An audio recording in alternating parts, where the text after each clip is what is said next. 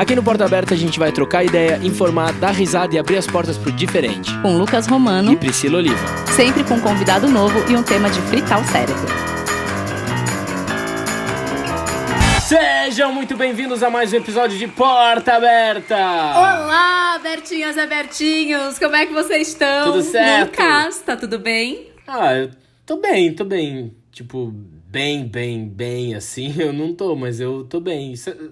Eu tô naquele dia que você acorda e que você não quer fazer nada, assim, sabe? Você acorda meio mal, com dor de cabeça.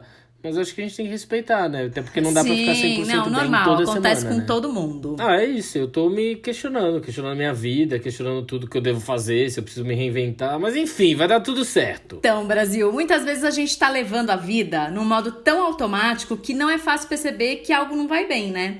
Não é fácil aceitar que não estamos felizes, que talvez seja hora de mudar de caminho e até aceitar que aquilo que a gente achava que era a nossa felicidade não faz mais sentido. Não é fácil sair da nossa zona de conforto e recomeçar. Mas afinal, o que é que eu tô fazendo da minha vida? E pra ajudar a gente a bater um papo sobre esse assunto, a gente convidou ele, que é publicitário, criador do blog Entre Todas as Coisas e autor dos livros O que eu tô fazendo da minha vida, Por onde andam as pessoas interessantes e Depois do fim. Por favor, recebam Daniel Bovolento. Uma salva de palmas. Eu vou bater palma pra mim, aproveitar aqui, né? A gente não tá vendo ninguém, ouvindo ninguém, a gente tem que aproveitar esses momentos.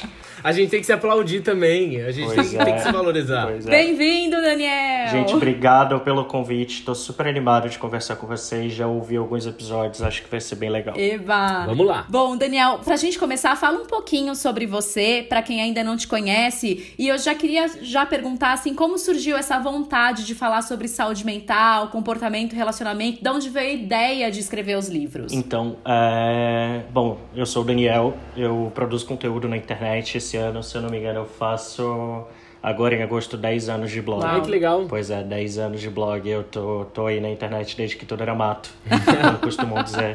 Antes de Instagram, enfim, antes de um monte de rede social acontecer. Mas, cara, é muito louco, porque assim, eu comecei a escrever o blog. Esse não é o meu primeiro blog. Esse acho que é, sei lá, minha terceira, quarta tentativa. Mas eu sempre fui a pessoa da iniciativa e falta acabativa, né? Então começava, largava. Uhum. E aí o Entre Todas as Coisas começou assim que eu saí do ensino médio e entrei na faculdade. Super novinho, tinha 17 anos. Obviamente, todo mundo me pergunta, por que você foi falar de relacionamento? Por que você foi falar de comportamento? E, gente, minha vida amorosa era uma bosta, sendo direto e sincero. Mas a vida amorosa de adolescentes com 17 anos tem que ser uma bosta, senão a gente não evolui, não? Exatamente, não tem história pra contar. E aí eu resolvi contar as minhas histórias nesse blog, só que de uma maneira diferente. Eu resolvi escrever crônicas e contos pra falar das coisas que eu tava sentindo. E acabou dando muito certo, acabou dando mais certo do que eu esperava, né? O blog hoje tá bem parado. É uma união de forças. Eu preguiçoso, parei de ter foco no blog e também as coisas mudam, né? As pessoas estão muito mais nas redes sociais hoje do que em plataformas de texto, mas a gente chegava a ter 2 milhões de leitores por mês. Uau! Ai, que legal. No auge do blog. Eu tava ouvindo vários podcasts e tal de gente que já teve blog, que eles falam que com a pandemia talvez tenha uma volta aos blogs, que as pessoas estão querendo ler mais textos na internet. Você acha que isso vai acontecer mesmo? Você visualiza isso, das pessoas voltando a ler blogs? Eu não sei, eu acho que... Eu tenho um público mais velho, né? Eu achava que quem me acompanhava era mais nova, mas basicamente quem me acompanha tem a minha idade. E é uma galera que ainda tem paciência pra ler. Até quando eu posto texto no Instagram, são textos longos, as pessoas leem. Sim. Então isso pra mim é uma boa indicativa. Mas eu tenho receio, hoje em dia a gente não usa mais as ferramentas de curadoria de texto, a gente não tem mais essa coisa de entrar em blog. O Google tá super em alta ainda, acho que as pessoas ainda pesquisam, caem nesses conteúdos, mas naturalmente a gente não tem mais aquela coisa de vou entrar no meu blog preferido no começo do dia pra ver se tem coisa nova. A gente acorda e abre o Instagram. Verdade. Engraçado, eu fico um pouco na dúvida se voltaria ou não, porque ao mesmo tempo que eu acho que as pessoas na quarentena podem estar dando mais possibilidade à leitura e lendo mais, eu acho que a gente tá tão tendenciado a ver imagens, principalmente com o Instagram, que eu acho que os jovens estão mais preguiçosos. Eles veem o vídeo e às vezes tem informação ali escrita, mas ninguém lê. Então eu acho que o visual audiovisual acabou acostumando mais essas pessoas a substituir a leitura. Pois é. Então, às vezes, num vídeo você tem que repetir o que você escreveu porque ninguém presta atenção. Então, eu fico meio na dúvida, assim. Exatamente, também acho. A gente tá numa era muito forte do audiovisual, né? O YouTube tá aí no Brasil há 10 anos, mas parece que o YouTube, ele ditou uma nova forma da gente se comunicar. Verdade. Então, hoje a produção de conteúdo é muito focada no audiovisual pra internet. E quando que deu esse startzinho pra você acabar escrevendo os livros? E falam, puxa, eu acho que eu tenho um compilado legal de crônicas e acho que isso vale a pena de eu lançar um primeiro livro, assim. Foi uma maneira também de você acabar lidando com essas situações que você estava passando e quase que expurgar também tudo isso e personificar um pouco nos livros? No começo do blog já eu pensei, cara, eu tô escrevendo isso porque eu quero escrever um livro, né? O blog já surgiu dessa minha vontade de escrever um livro. Até porque é um blog de texto, você não vai encontrar fotos, você não vai encontrar relatos da minha vida, você não vai encontrar o que se esperava de um blog naquela época, né? Então, por já escrever texto longo e ter uma boa adesão, já foi meio caminho andado pra mim. O grande problema é que eu não tinha ideia nenhuma de como funciona o mercado editorial. Então, lá em 2014, eu recebi o convite da minha editora, que é uma das maiores editoras do país, e eu era a primeira aposta deles, porque eles nunca tinham publicado o que a gente chamava na época de livro de blogueiro, né? Mas, cara, o livro, pra mim, ele quebra uma barreira da internet, porque na internet o conteúdo tá gratuito. Então, se uma pessoa comprar o teu livro, ela tem um trabalho, não é só um clique, não é só uma coisa gratuita ali, ela tá gastando o dinheiro dela pra consumir algo que ela valoriza.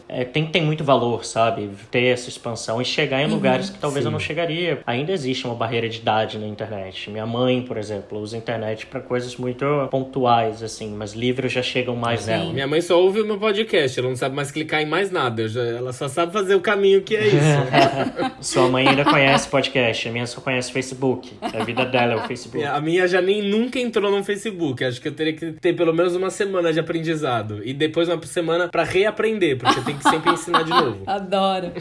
Brasil, pra gente já começar chutando o balde e entrar no tema do programa, a maioria das pessoas tá em algum lugar de dúvida. Seja na crise dos 20 e pouco, 30 e pouco, 40 e pouco, os sintomas de depressão, ansiedade, os amores mal resolvidos, ao longo dessa vida, na luta diária pra aceitar quem a gente realmente é e no meio dessa bagunça chamada vida. E nesse programa a gente vai passar por todos esses momentos. E aí tem um assunto que você discute bastante nos seus vídeos, Daniel, que acho que é super pertinente nos momentos que a gente tá vivendo hoje, que é meio que a primeira crisezinha que a gente vive, que é essa crise dos 20, que hoje acho que não basta ter um emprego bacana, tem que ser o melhor de tudo, né? Acho que a gente tá vivendo numa tensão que pra gente ser alguém, precisa ser alguém bem sucedido pra ontem, né? Essa pressão é gerada quase que de uma forma automática na nossa mente, assim. Vocês acreditam que isso realmente tá acontecendo e por quê? Eu falo muito disso, eu falo muito dessa crise dos 20 e pouco, porque eu era super a pessoa que falava, nada, gente, isso não existe crise de 20 e poucos anos, a minha vida tá toda planejada, eu sei exatamente o que eu vou fazer até terminar a faculdade. Aí, ninguém te conta, obviamente tô falando disso de uma bolha super privilegiada, de quem fez faculdade, teve os pais pra ajudar, por mais que eu não tenha vindo de uma família rica, de uma família de classe média, a gente sempre segurou as pontas aqui, meus pais sempre foram muito focados em dar educação pra mim e pro meu irmão, porque eles não tiveram esse acesso. Na minha cabeça era isso, aí vem a vida. A gente não tem um contato muito grande com a vida e o que a vida adulta representa, sabe? A gente brinca de, pagar boleto, sair pra fazer um lanche e ter dinheiro pra essas coisas, mas quando você tem 18, 19 anos, cara, você começa a pensar, eu tenho que escolher uma faculdade que vai definir a minha carreira pra uma vida, eu tenho que conseguir um emprego, tem muita gente que, além disso, tem que ajudar em casa, tem que trabalhar pra fazer mil coisas, então, assim, eu acho que existe essa crise. Hoje em dia, como a gente tem acesso à internet, tem acesso a muitos modelos, a gente vê pessoas cada vez mais novas atingindo o sucesso que a gente nunca vai atingir. Aquele bando de notícia da Kylie Jenner com 22 anos, ela tem 9 bilhões de dólares de e a gente sempre vai começar a se comparar justamente com os mais inatingíveis, né? A Taylor Swift, que com 24 anos já era milionária embaixadora de Nova York. A Maísa, com 17, tem o próprio programa. E aí? Exato. A Larissa Manoela, gente. Larissa Manoela já foi pra Disney 15 vezes, eu nunca pisei na Disney. Eu também Ai, não. Larissa Manoela era a única jovem que tinha uma vaga de estacionamento no SBT, minha gente. A menina tinha 15 anos com a vaga. Quem tem é o Silvio Santos e a Eliana. Pois é, gente, é isso que eu tô falando. Cada vez mais surgem modelos mais precoces, assim. E a gente não vê que essas pessoas são a exceção, né? Sim. A gente acha que essas pessoas são a regra. E aí ferra a nossa cabeça. E você acha que isso vem muito... É porque, assim, eu sou uma geração um pouquinho mais velha que você, Daniel. Não vou aqui revelar a minha idade. Mas você acha que isso também teve muito a ver com a questão das redes sociais? Porque, assim, comparação, a gente se comparar, isso sempre aconteceu. Quando eu era adolescente não existiam redes sociais, mas a gente se comparava com aquela menina do colégio e tal. Mas você acha que essa questão de você ter acesso a mais pessoas que colocam nas redes sociais aquilo que é a parte boa da vida delas e que nem sempre também é verdade, você acha que isso assombra um pouco mais o jovem hoje para a escolha, por exemplo, da profissão? Com certeza, eu tava vendo, acho que foi ano passado, na minha época, sei lá, eu comecei a ter internet com internet de escada final de semana pra gente tentar entrar no pulso e pagar um pulso só de internet. Eu fui ter celular com internet, acho que, sei lá, eu tava saindo do ensino médio. Então, eu acho que o problema é que nas redes sociais a gente vê muito mais pessoas que não são celebridades, Sim. que a gente sempre viu. Celebridade, a gente sempre viu aquela coisa do artista da televisão, que tem uma vida que é mostrada na caras, nos programas. Exato. Aí, né? Mas isso é muito inatingível, porque você fala, eu não sou artista, eu não tô na TV, eu não tenho esse patamar, e aí você cai num mundo de pessoas que são, entre muitas aspas, pessoas normais e que têm uma vida muito incrível. E eu acho que isso massacra muito a gente. Exato. E fora que também tem essa facilidade de ganhar dinheiro com isso, né? Eu acho que o mais impressionante é que muitos jovens, de uma certa forma, achavam que basta você ter uma super personalidade e um carisma, que as marcas já podem te apoiar e você ganhar muito dinheiro. Então isso entrou no imaginário de muitos jovens de que pra que eu preciso fazer faculdade e estudar, Total. sendo que eu posso ganhar dinheiro sendo simplesmente eu na internet. Só que a partir do momento que você faz isso, você acaba se frustrando, porque você começa a entender que precisa de um investimento, a competição é muito grande, pessoas começam a não te assistir, enfim, precisa ter engajamento, grana, Pois e é. aí vai gerando essa frustração e essa ansiedade desses jovens, né? E no começo disso tudo, ainda era muito possível você não ter uma boa produção, você se vender pela personalidade. Hoje em dia, o nível de produção, hoje em dia o nível de exigência de conteúdo tá tão grande Sim. que você vê produtores de conteúdo são verdadeiras agências, assim, que eles têm que ter equipamento bom, tem que ter luz, tem que falar Exato. bem. É muito mito, sabe, de começa com... internet é democrática, horizontal, você pode começar de qualquer lugar que você vai ter sucesso. Não é assim, cara. Existe uma coisa que, mais uma vez, a gente enxerga como as pessoas que têm mais dinheiro e mais acesso são realmente as privilegiadas, né? Se você olhar, por exemplo, as grandes influencers do Brasil, a maioria delas é rica de berço, gente. São pessoas que já nasceram milionárias, vieram de famílias milionárias. Então é por isso que elas também conseguem ter uma iluminação maravilhosa, um editor babadeira, né, os looks incríveis, porque elas já tinham aquela vida antes, elas só levaram isso pra internet. Eu acho que é claro que tem algumas poucas pessoas que saíram do nada e chegaram em algum lugar, tipo o Whindersson, né? Mas é muito difícil, é a exceção, não é a regra, né? Exato, e hoje em dia, isso que você falou é super real. Eu, por exemplo, eu adoro a Tássia Naves, mas eu tenho completa consciência que a Tássia Naves é rica de berço. A Tássia Naves, ela tem um guarda-roupa que ninguém tem. 2% da população brasileira tem acesso à vida, enfim, a vida maravilhosa, as viagens, as imagens maravilhosas. A gente vive num mundo muito visual, sabe? Tenho vários amigos que são produtores de conteúdo, de corpo livre, de body positive. E por mais que essas pessoas sejam referências nos nichos delas e estejam representando uma parcela da população que nunca é vista, eles ainda lidam muito com a negativa, porque as pessoas querem pessoas cada vez mais do padrão. Longe de mim demonizar a internet, mas eu acho que a gente precisa jogar uma luz sobre esse lado também, sobre como propõe um acesso, mas ao mesmo tempo escancara privilégios. Sim, com certeza. Com certeza. É, ter uma visão mais real, né? A gente saber, na verdade, que tem coisas maravilhosas e tem coisas que não são tão maravilhosas e que você tem que saber enxergar isso, né? E a gente tem que começar também a aceitar essas escolhas, né? Que é tudo bem também a gente não saber o que tá fazendo em certos momentos da vida, né? Porque acho que essas questões a gente vai lidar ao longo da nossa vida inteira. Se não for aos 20 e poucos anos a gente ter certeza se é isso que a gente quer fazer, os 30 vai surgir essa questão de novo, né? Tem uma frase que que você disse em um dos seus vídeos que eu achei muito legal, que é: cada dia que passa eu me sinto mais velho pra tentar uma coisa nova. Sim, e, tipo, não sei se vocês concordam, mas eu acho que, assim, hoje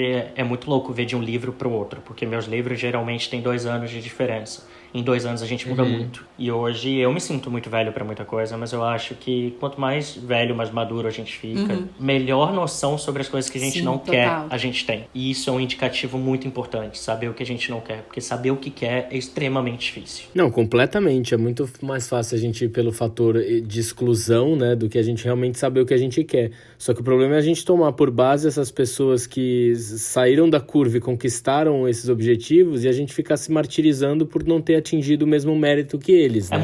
É muito difícil, sabe? É muito difícil a gente não se pressionar. Eu sei que a gente tem que lidar com uma pressão de agradar os pais que a gente tem que lidar com agradar pessoas que a gente ama. A gente vive numa redoma muito grande de expectativas, não só nossas, mas expectativas que a gente projeta nos outros, que a gente precisa atingir. E aí isso tem vindo cada vez mais forte para gerações mais novas, sabe? E falando dessa geração mais nova, eu queria saber se você percebe se essas gerações mais novas, se elas estão mais atentas e preocupadas em cuidar da saúde mental e emocional. Que era uma coisa que, por exemplo, na minha geração, era uma coisa que a gente meio que não dava bola, sabe? Ligava no automático e falava: faça o que tem que ser feito, é isso, a vida é assim. Eu queria saber se você tem esse feedback dos seus leitores, dos seus seguidores mais novos, dessa preocupação. Eu tenho, mas ainda assim eu acho muito louco de uma pessoa de 16 anos, 15 anos pegar e ler um livro meu sobre depressão, por exemplo, que foi meu último livro.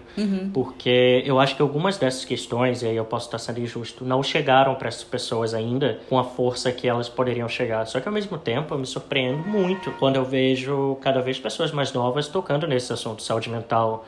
Foi o que eu disse, acho que é o lado bom da internet. Você fala de saúde mental, você fala de ansiedade, você fala dessas questões mentais que a gente tem, e a gente começa a levar a sério, né? Porque pro meu pai e pra minha mãe, se eu chegasse no ensino médio e falasse: cara, eu tô tendo crise de ansiedade, eu não tô conseguindo lidar com o colégio, meu pai e minha mãe iam olhar pra minha cara e iam falar assim: ai, bobeira, falta de ter o que fazer. Falta de ter o que fazer, verdade. Vai ler um livro que você melhora, sabe? Então, acho que sim, essa galera mais nova tá tendo uma percepção melhor sobre isso. Eu tava dando uma pesquisada aqui, eu achei um dado da OMS de 2019, né, a Organização Mundial da Saúde, que ela soltou uma pesquisa que ela afirma que o Brasil é o país com o maior número de pessoas ansiosas do mundo. Esses 9,3% da população, que são 18 milhões de brasileiros que vivem com ansiedade, a grande porcentagem desses 9,3% são adolescentes e até crianças. Então, né, realmente, acho que eles talvez vivam uma coisa que hoje a gente não tinha ideia do que a gente... Sim, com certeza. Ou, às vezes, a gente até viveu e não sabia nomear, né? Eu já tive esse papo aqui, sabe aqueles papos de almoço de domingo? Minhas tias com 60 e poucos anos. Pra elas isso não existe, pra elas isso é doença de rico, porque elas não tiveram que lidar com isso. Ou se tiveram que lidar, elas tinham outras prioridades no momento pra dar atenção a isso. Pra mim, hoje com 27 anos, quase 28, isso é uma grande questão pra mim. Mas 10 anos atrás, você acha que eu pensava em depressão? Nunca, não pensava. E a gente tem cobranças hoje em dia também que os nossos pais, eles não tinham. Hoje em dia, eu falo, eu tô com 30 anos e a minha mãe com 30 anos já tava casada com meu pai, já trabalhava, já tinha feito a escola dela, já tava dona de uma escola, já tinha o meu irmão e já tinha metido, e eles tinham essa pressão de já sustentar a família, já ter tudo isso, e a gente já não, a gente tem uma outra realidade, né? Mas surge na gente, não sei se você ainda vai passar por isso, Daniel, quando você chegar aos 30, mas nos 30 dá uma chacoalhada ainda, eu achava que era só mito. Ai. E eu falei, gente, pra mim vai ser normal. Não é. Quando chega nos 30, eu realmente fiz a pergunta, o que eu tô fazendo na minha vida? Quando você tá nos 20, você questiona, tá, o que eu vou querer fazer pro resto da minha vida? Aí você acaba fazendo uma escolha e sempre se questiona se essa escolha tá correta. Quando você chega nos 30, você questiona tudo que você já fez e fala, tá, eu vou continuar querendo fazer isso, ou eu vou mudar e me encontrar numa nova carreira ou em alguma coisa que eu realmente queira fazer. E esse 30 dá esse buzz, dá um né? chacoalhão. Priscila pode falar melhor sobre isso também, como Nossa, gente, não, foi... Eu falo que assim, a dos 20 eu não tive crise, porque o que eu queria mudar, eu fui e mudei e falei, vambora, toca o barco. Mas a hora que bateu os 30... Foi muito foda. Eu passei um tempo, assim, muito ruim, que aí você começa, uma ansiedade e uma preocupação com o passado e com o futuro. Porque você fica se questionando as escolhas que você fez lá atrás e preocupada com o que vai vir pela frente. Porque parece que você entrou na metade, né? Exatamente. Gente, nem falou, ontem eu tava pensando nisso, né? Eu falei assim, bom, primeiro que eu vou cancelar 2020, eu não vou fazer aniversário esse ano. 2020 já tá aqui, ó. Ai, também não quero. Vou botar na conta, vou pedir estorno nesse ano na fatura. Só que eu já falei, cara, eu vou botar eu tô esperando 2022, que é quando eu faço os 30. Eu falei, cara, eu vou ter que escrever um livro sobre isso. Mas ao mesmo tempo, eu com 27, 28, às vezes eu olho e falo, eu sou uma criança. Eu passei por tudo isso aqui na vida, mas eu sou uma criança. Cadê a maturidade? Cadê aquela... Ai, Daniel. Nossa, eu também me pergunto Eu com 35 isso. Me sinto assim ainda. Não é? Exato. Às vezes eu falo, cadê aquela percepção de ser adulto? Sabe? Será que eles eram mais adultos do que a gente? A gente é um pouco mais bobo. Não posso falar nada. Eu tenho 30 anos e tenho uma coleção de 60 jogos de tabuleiro. Pois é isso. É sobre isso.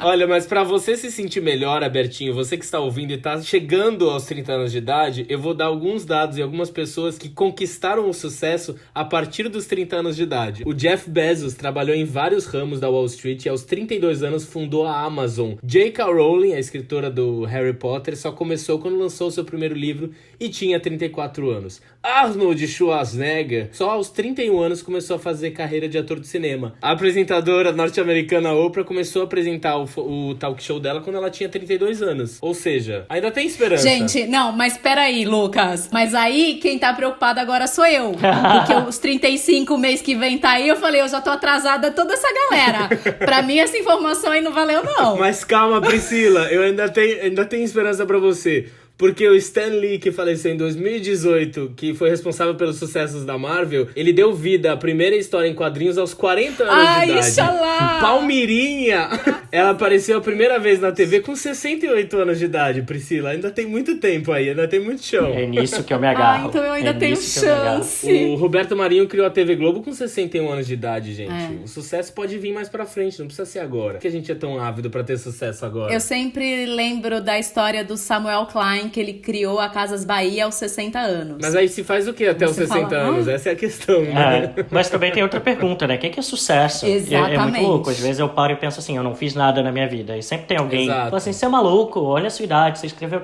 livro, fez isso, isso e isso. Eu nunca fiz nada. Eu falei, gente, isso aqui não é um jogo pra ver quem tá mais ferrado na vida. Depende muito do referencial, cara. Às vezes a gente é um referencial de sucesso pra alguém, mesmo não achando que a gente tem algum sucesso. E eu acho que a gente tem essa dificuldade também de agradecer e permitir as nossas pequenas conquistas, né? Toda vez que acaba o ano, eu dou uma reformulada de tudo que eu fiz no ano e tudo que eu quero fazer ainda. Tanto que eu tenho um livrinho que chama Before I Die, que é coisas que eu preciso fazer antes de morrer. Tanto que toda vez que eu abro esse livrinho e vi que eu não fiz porra nenhuma, eu entro em frustração. Porque eu já vi que nada tá chegando no objetivo. Mas eu acho que também a gente tem que aceitar que os nossos objetivos e conquistas ao longo dos anos também vão mudando. E isso significa que a gente não precisa se frustrar, e sim aceitar esse novo rumo que se tomou. Por exemplo, a minha vida toda eu queria ser ator, então eu foquei sempre as minhas energias nisso. E o nosso meio é muito competitivo, né? E o ápice pra você chegar lá, né, é você o quê? Fazer uma novela das 9 na Globo. Beleza, eu fiz uma novela das 9 na Globo. Aí eu lembro que quando eu tava nesse processo, eu perguntava pra mim mesmo, tá, e aí?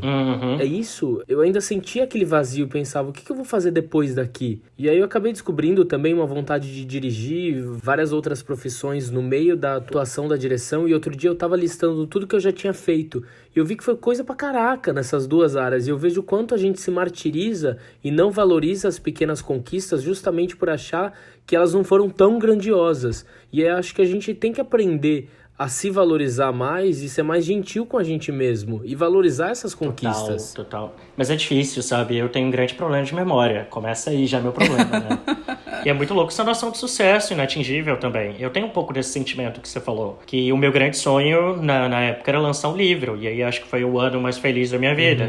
Aí eu lancei o primeiro livro. Aí depois eu fiquei assim, tá, o que vem agora? Tem que ser um livro que fique em primeiro lugar, né? E agora, eu até brinco com isso. Eu falo assim, putz, eu queria muito escrever um livro que fosse menos comercial e que tivesse condições de concorrer ao Jabuti algum dia. Falei, tá, mas não é pra mim agora. Eu preciso estudar muito, preciso aprender muito. Eu ainda sou comercial.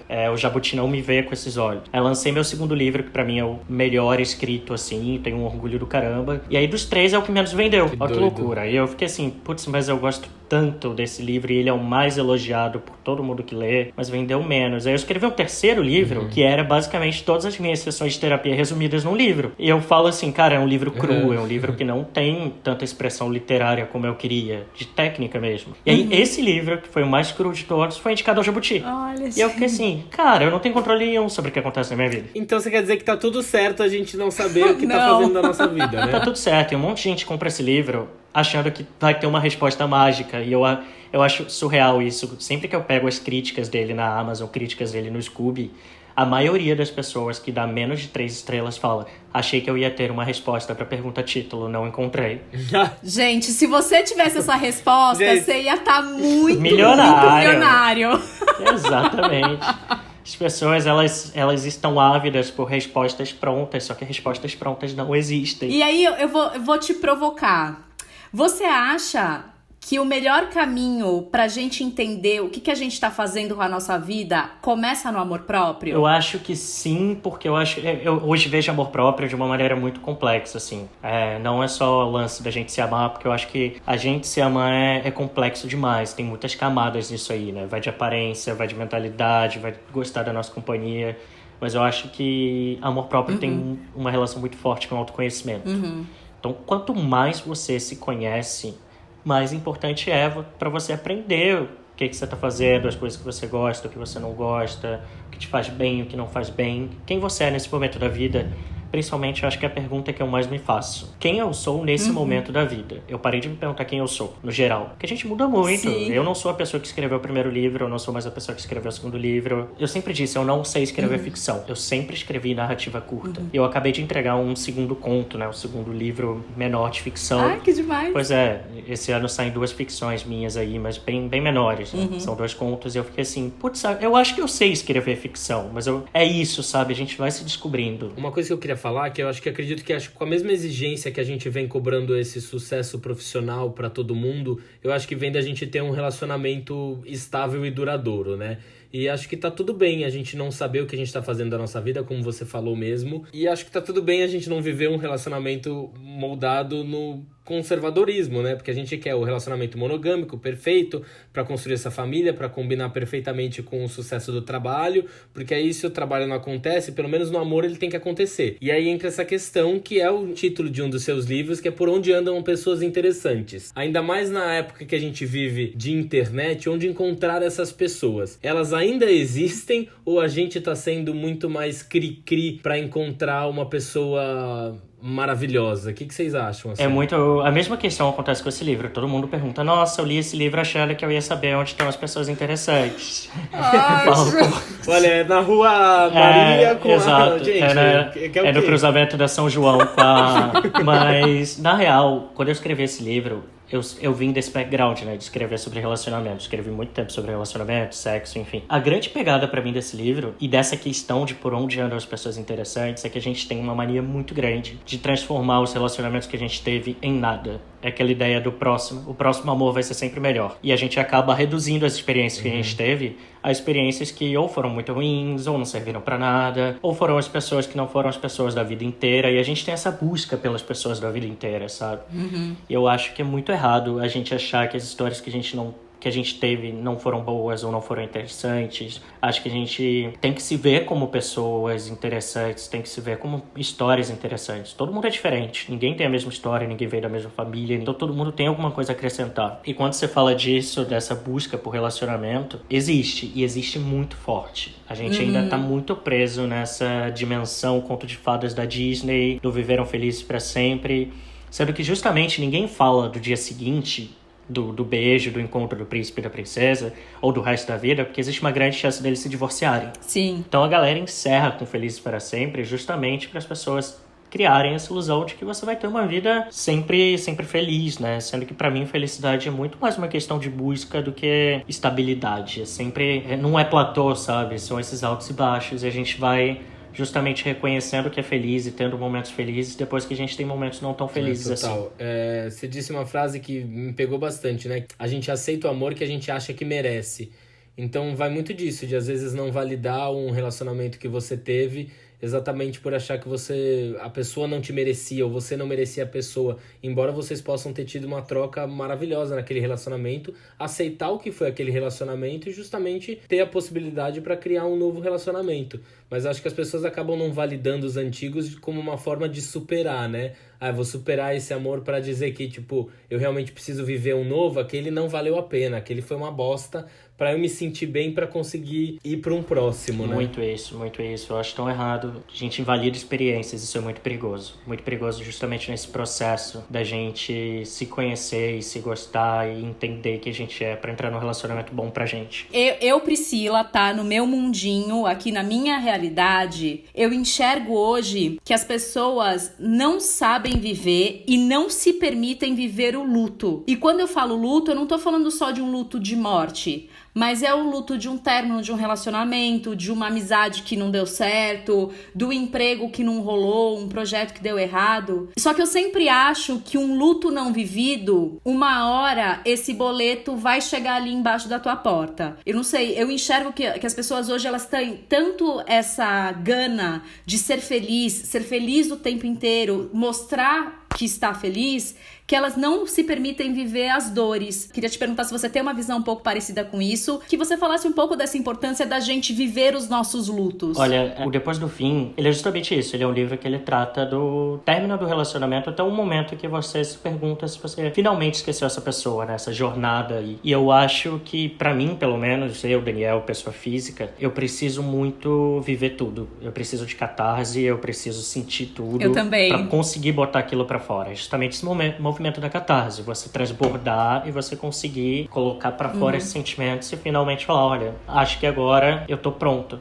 E sim, as pessoas têm muito medo de encarar o luto. E aí eu vejo padrões de comportamento. Sabe aquela pessoa que terminou um namoro, entrou em outro? Sim! Acaba cometendo os mesmos erros de uma certa forma, né? Exatamente. Eu penso muito nisso. Eu penso, tudo bem, não quero ter o papel de juiz da vida alheia e cada um ama de um jeito. Mas pensando nesse movimento, eu me pergunto, terminou por alguma razão? Essas razões foram trabalhadas? Essas razões internas e externas foram trabalhadas? Sim. Será que a gente tá pronto pra entrar em outra coisa agora? Porque eu acho que todo relacionamento deixa alguma coisa na gente. E se a gente não tem clareza, eu não digo nem de superar, porque eu acho que superar é um conceito muito complicado. A gente não supera ninguém, a gente aprende a levar pra frente e não ter tanta dor assim, não ter tanta importância, reconhecer que foi amor, mas acabou, e a gente segue a vida, sabe? Sim. Eu tenho uma curiosidade que os livros que você escreve são de crônicas, principalmente de experiências que você viveu em relacionamentos, né? Você, claro, que teve que revisitar esses términos e esses amores. Depois que você chegou a publicar algum livro, teve algum acerto de contas? Porque essas histórias envolveram algumas pessoas. Essas pessoas chegaram a abordar você e falar, olha, você falou sobre mim aqui e tal. Teve esse acerto de contas em algum momento? Olha, existiu muito mais no primeiro livro e um pouco no Depois do Fim também. É porque o primeiro livro eu conto muitas histórias de pessoas com quem eu me relacionei, o segundo livro também. O terceiro eu já tava namorando, né? Tô namorando há 3 anos, então meio que... Não dá um medinho? Não dá um medinho de publicar umas histórias assim ou não? Ai, não. Eu recebi um conselho indireto, né? Vendo uma série, depois uma amiga minha que é escritora também falou que a gente tem que escrever e falar sobre as coisas que dão medo na gente, que só assim a gente consegue criar identificação com o leitor. Não, maravilhoso. Se for pra falar dos espaços seguros, você vai acabar não entrando, né, nessas partes mais complicadas da vida das pessoas. Arrasou. E aí nessa zona cinzenta em que você se machuca e você se revela, que as pessoas também se identificam. Mas eu gosto da provocação, não vou mentir pra você, eu gosto da provocação, eu espero que leiam. Ai, que maravilhoso. Nem que seja pra me xingar depois, coisa que já aconteceu. Minha paciência, eu acho que hoje eu não conseguiria estar solteiro. Eu penso a mesma coisa. Eu acho que eu não tenho mais paciência pra aguentar, sabe? A historinha, a desculpinha. Aí o cara finge que tá interessado, mas não tá. Isso. Não, e é preguiça de você ter que ir ficar contando sobre você. E realmente, assim, se eu ficasse solteiro hoje, eu acho que eu ia ser um tio amargurado precocemente. Ai, gente. Te entendo. Tá fácil não, gente. Tenho pena de quem tá solteiro na quarentena, O viu? pior de tudo é que, além de a gente ainda ter a questão de o que a gente tá fazendo da nossa vida, a gente não sabe quando a gente vai poder realmente começar a fazer alguma coisa da nossa vida. Porque a gente não sabe quando isso vai acabar, o que gera mais frustração ainda. Parece que o tempo tá suspenso, né? Bizarro isso. Bom, já que a gente falou de quarentena, Daniel, você acredita que no pós-pandemia a gente vai saber olhar e se importar mais com a dor do outro? Gente, sendo muito sincero, não. Eu também não, mas eu queria saber de você. Mas eu também não acho. Primeiro que vamos olhar para o nosso país e vamos ver essa divisão que já está existindo e é muito clara, sabe? As pessoas não se ligam nisso, as pessoas estão numa visão tão errada, sabe? Quem pode ficar dentro de casa não fica porque não quer, e a galera só pensa nos seus interesses pessoais. Uma amiga ontem mandou um áudio toda feliz, falando assim, sabe quem reapareceu? Fulano tal, vou ter um date com ele no sábado. Eu falei, oi? Oi? Você vai ter um date no meio da pandemia? Ela, amigo não, cara, que absurdo, sabe? Eu acho que ainda vai demorar muito pra gente aprender, sabe? Eu tenho muita esperança nas gerações mais novas que vão passar aí pelo conceito que a gente tem que derrubar do velho sábio, sabe? Sim. E eu acho que a minha esperança reside aí, mas de resto, isso vai passar, acho que vai ser um grande marco histórico e vai deixar sequelas, mas eu acho que isso não muda muita coisa, não. Sim, com certeza. Bom, você como autor, né, escritor, e a gente hoje vendo no Brasil várias livrarias fechando, como você disse lá no começo do episódio, né, as pessoas não têm mais paciência para ler textos grandes e tudo mais. Eu queria saber como que você enxerga o futuro do mercado editorial brasileiro. Olha, tá difícil. Ontem eu recebi um e-mail, inclusive, Saraiva tá fechando 8 lojas. Caramba. Pois é, com previsão de fechar mais 13 ou 14, sendo que são as principais de São Paulo que estão correndo esse risco. E a gente já tem a Livraria Cultura, que decretou falência, os livros já não estão chegando lá. Eu temo muito, viu? Eu temo muito porque eu acho que o Brasil, em termos de compra mesmo, a gente vive numa bolha que compra na internet, mas tem muita gente que não compra na internet, Sim. muita gente que tem medo de comprar cartão de crédito e tal. E hoje, se você não é um autor, se você não é um Paulo Coelho da vida, que vende muito, fura bolha, milhares, já é difícil. Com a crise do mercado editorial, então, a gente já está passando por uma crise nesse mercado há um tempinho, né? Desde 2018 existe essa crise, mas eu acho que essa pandemia vai agravar bastante. Sim. Não só o mercado editorial, mas eu acho que vai ser uma crise da cultura, né? Os cinemas estão fechados, as produções de eventos, as produções audiovisuais, está tudo paralisado. E é um mercado que as pessoas precisam, mas elas não olham para isso com a importância que precisa. A maioria das pessoas acha que a arte é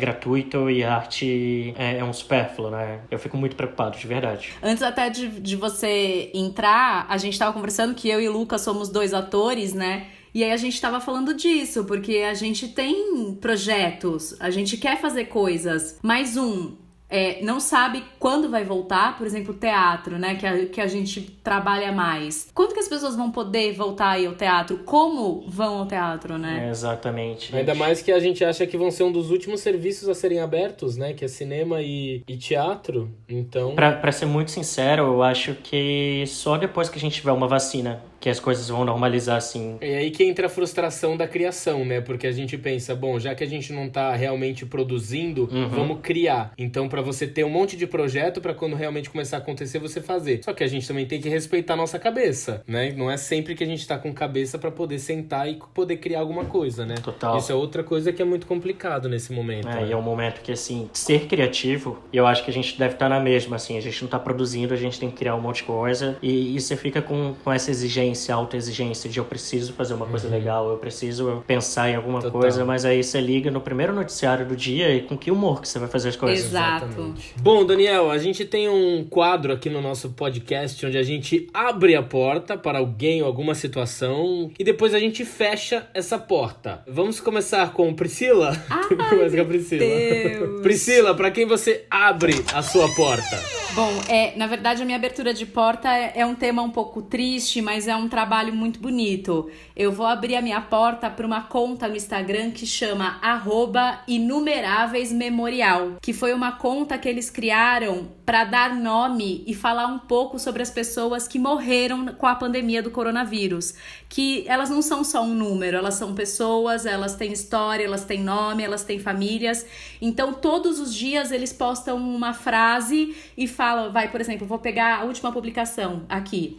Dentista e profundo conhecedor da música e do cinema, pintor, desenhista e eclético, um grande sonhador. Pascoal Stefano, 63 anos, vítima do coronavírus no Rio de Janeiro. Não é um número. Então eu acho isso muito bonito, eu acho que é uma forma de homenagear, né, essas pessoas que no fim acabaram virando estatística. E não é uma estatística, são vidas humanas. Então eu vou abrir a minha porta pro Inumeráveis Memorial. Sim, inclusive o Fantástico usou essa conta no domingo para pedir para alguns atores da Globo interpretarem esses depoimentos. E ficaram passando durante a programação. Ai, que legal, eu não vi. Me acabei de chorar. Me acabei de chorar. Que legal. Bom, eu vou abrir a minha porta, a Priscila vai me bater, porque eu sempre dou uma setada em Big Brother em algum programa de alguma maneira, mas eu acho que foi super relevante, assim, acho que eles conseguiram tirar frutos de um programa que fez sucesso durante a quarentena e principalmente usar como modelo e símbolo uma vencedora negra médica. Então eu vou abrir a porta para Thelma Regina, vencedora do Big Brother,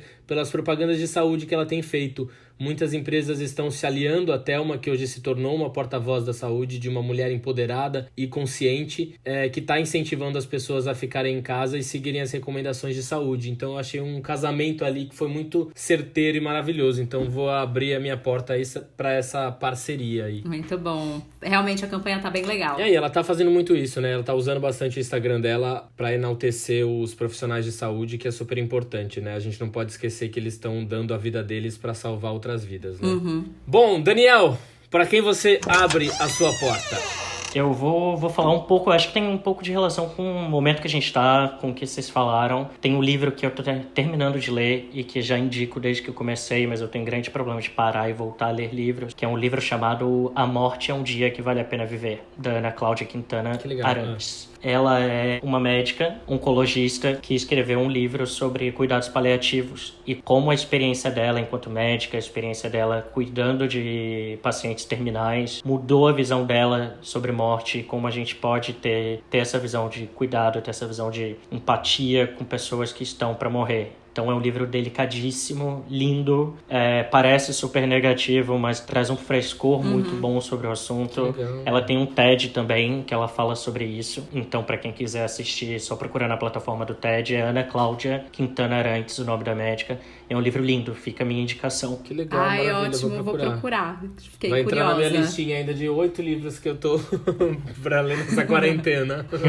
Bom, e agora que a gente abriu a porta, a gente fecha a porta também. Pri, pra quem você fecha a sua porta? Bom, os abertinhos e abertinhas sabem que eu amo moda. Tudo que se relaciona à moda é uma das coisas que eu mais amo fazer na vida. E mais uma vez, a gente sabe que a Vogue, como revista, é uma revista extremamente importante no mundo inteiro, mas mais uma vez a Vogue Brasil sempre fora da curva, dando mais uma bola fora, né? Enquanto a gente teve aí a Vogue Itália fazendo uma capa em branco, a Marie Claire do México colocando uma médica e falando que são as verdadeiras influencers, né? Uma médica com aquela marca da máscara de cuidar de pacientes. A Vogue Brasil traz na capa de maio Gisele Bündchen, que poderia, a gente poderia ter a Gisele para falar alguma coisa legal. Não, é um ensaio antigo da Gisele, de uma outra edição da Vogue, que eles colocaram a Gisele em duas capas. Uma com ela, um vestido da Chloé, no outro ela com uma roupa da Prada e com o dizer o novo normal. Aí você fala, Vogue, em que mundo você está vivendo, né? Todas as Vogues do mundo prestando homenagens, revistas de moda, as pessoas se questionando, né? Inclusive o futuro da moda, e a Vogue Brasil como se nada tivesse acontecendo. Ela deu alguma resposta ou não? Então, eu não fui atrás, na verdade, pra saber, mas eu acho que não. Porque, na verdade, pelo que eu entendo, tá? Não sei se eu posso estar falando uma grande bobagem. Como isso já foi um editorial, inclusive ela já fez capas desse mesmo ensaio pra Vogue Brasil, é um material da Vogue que ela pode usar quando quiser. Entendi. Mas assim, mais uma bola fora da Vogue Brasil. Não foi o melhor momento. Como a gente sempre fala aqui nesse podcast, falta o quem? A pessoa do bom senso. A pessoa que olhar e falar, gente... Vai dar merda. É melhor. Gente, vai dar merda. Ser legal, não. Eu já falei que eu vou abrir a Bom Senso S.A., que é só pra gente dar ali a consultoria de bom senso pras empresas, artistas, porque às vezes falta. Boa. Bom, não tem como eu não fechar a porta pra nossa secretária de Cultura. Não tem como. Ela deu essa entrevista pra CNN e cada vez mais ela parece com uma pérola negativa. E a última entrevista não foi diferente, zombando da época da ditadura, se ausentando mais uma vez dos seus deveres políticos. E mais uma vez a classe artística se revolta e com razão. E a gente ainda clama por um posicionamento e uma ajuda pra classe. Então a minha porta fecha pra esse alienamento e essa irresponsabilidade aí da nossa secretária de Cultura, que é Regina Duarte. Bom, Daniel, pra quem você fecha a sua porta? Nada, você acabou de roubar pra quem eu fechava a minha porta. Ah, mentira, jura? Mas acho que aqui todo mundo ia fechar também. Pois é, gente, não tem como. Depois da entrevista da CNN que Regina Duarte fez o que fez, eu nem aconselho que veja, porque é um desserviço tremendo e o tom de desrespeito com as pessoas. É de subir o sangue. Acho que, assim, não importa Sim. a sua posição política, não importa a esquerda, a direita. O que importa é que você tem que ter um mínimo de bom senso e um mínimo de valor à vida. E faltou tudo isso nela. Faltou muito Sim. isso. E como secretária de Cultura, ela tem que ouvir todos os lados, né? Aquilo que ela não queria ouvir, a opinião da Maite Proença, foi um absurdo. Exato. Ela tem que ouvir todos os lados. Por mais que ela não concorde, ela tem que expor a opinião dela como ministra, Pois como é, secretária, então né? vou aproveitar e hoje vai ser porta duplamente fechada pra Regina Duarte. Arrasou. Bom, então, pra finalizar, Abertinhos, uma coisa é certa. Eu acho que a gente nunca vai ter certeza do que tá fazendo da vida. Mas isso não pode interferir em outra coisa, que é o estar feliz com o que tá acontecendo, né? O Daniel disse num dos vídeos dele, e eu super concordo, que a gente pode acreditar que pode vir algo melhor, e a felicidade independe de você saber qual que é a rota certa e qual caminho você deve seguir. E muitas vezes não fazer nada por algum tempo é a melhor coisa a ser feita e não tem nada de errado nisso, tá, gente? Nós não somos máquinas que a gente tem que produzir o tempo todo. A gente só consegue perceber se a maré tá calma ou revolta quando a gente para pra observar. Exatamente. Daniel, a gente queria agradecer muito a sua participação Muito aqui obrigada. no nosso episódio. Foi muito gostoso. Muito obrigado. Gente, eu que agradeço o convite. Desculpa, falo demais, mas é isso. Não tem como mudar isso. Imagina, a gente agradece, foi uma delícia. É ótimo quando o convidado fala demais. O difícil é quando o convidado fala pouco.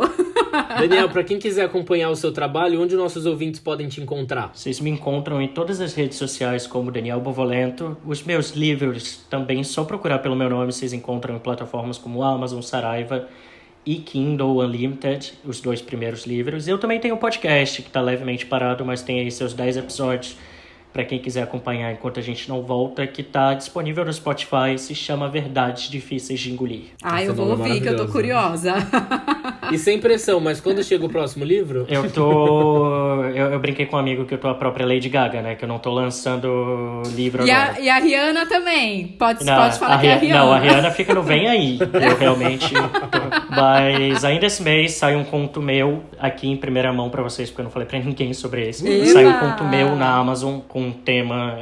É uma ficção, um romance. Com um tema inspirado nessa quarentena, que é basicamente o que você faria se o mundo acabasse em 7 dias. E aí eu tenho 2 personagens vivendo essa situação. E tem um outro conto que sai um pouco mais pra frente, em julho, numa coletânea da Ruco, com mais 2 autoras que eu ainda não posso falar sobre o que é, mas também é uma ficção. Que legal. E no fim do ano sai meu 4º livro mesmo, livro de crônicas, que também tem um tema legal, mas eu ainda não posso falar. Que legal. Eu tenho uma pergunta pra você. Se você soubesse que o mundo ia acabar em 7 dias, você contaria pra humanidade? Cara, que pergunta difícil. Eu acho que eu contaria, viu? Só que eu tenho pena. Eu tenho muita pena, sabe? Imagina, no momento atual, o mundo acaba em 7 dias, você não pode sair de casa. E fica esta reflexão neste final de episódio pra você, Bertinha. E quem quiser falar com a gente, dúvidas, sugestões, pautas, estamos lá no @Porta Aberta Podcast no Instagram. Valeu, galera. Muito obrigado por estar conosco até o final deste episódio. Obrigado, Daniel. Um beijo, gente. Obrigada, Dani. Obrigado, gente. Tchau, tchau. Tchau.